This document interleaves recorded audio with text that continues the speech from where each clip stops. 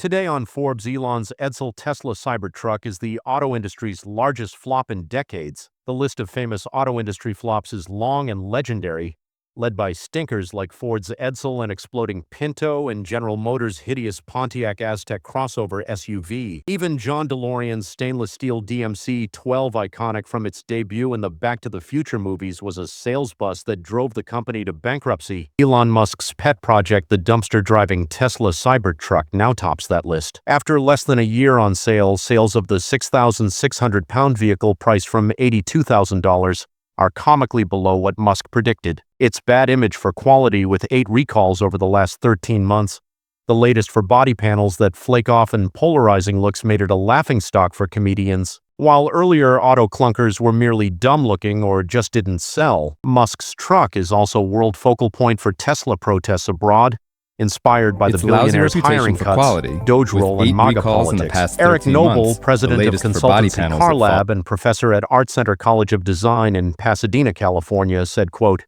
"It's right up there with Edsel. It's a huge swing and a huge miss. By sales alone, Musk's Cybertruck is actually doing much worse than Edsel, is also a brand now synonymous with a devastating product misfire Ford had hoped to sell. 200,000 Edsels in a year. When it came out in 1958, it sold just 63,000. Sales dropped in 1959, and the brand was discarded in 1960. Musk predicted that Cybertruck would do 250,000 units a year. Tesla sold less than 40,000 in 2024, its first full year. There is no suggestion that volume is growing this year, with sales lower in January and February, according to Cox Automotive.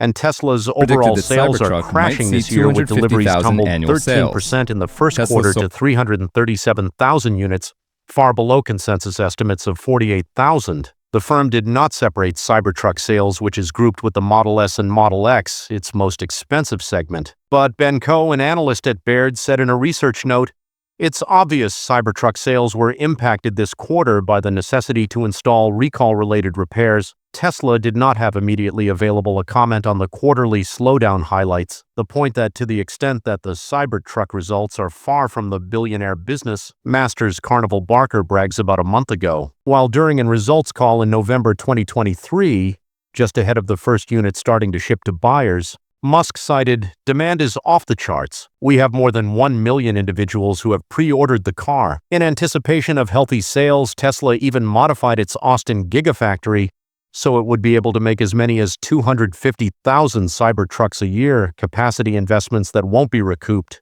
Industry analyst Glenn Mercer, who runs Cleveland-based advisory firm GM Automotive, said, quote, "They didn't just say they wanted to sell a lot, they capacitized to sell a lot. But the assumption of tremendous demand has been foolish, and it did not consider self-inflicted wounds, which further stymied sales. Turns out the elephantine Cybertruck is not too big or non-conformist with some counts pedestrian safety regulations, so there's little opportunity to improve sales with exports." Mercer said, quote, "They haven't sold a great deal, and in this instance, overseas markets cannot save them.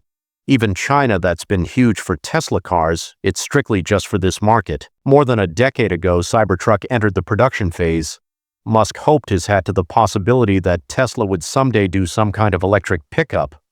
When unveiling his design to the world for the first time, Musk went out of his way to say that he didn't desire a conventional look, or even something that flirted with pickup looks a little but was otherwise recognizable, which is the approach competitor Rivian took with its R1T pickup. Musk also cursed the Cybertruck by forgetting the reasons why people buy pickup trucks: to haul stuff around and drive well in off-road situations. The vehicle isn't able to do either of those things, as has been surreally documented in denunciatory reviews.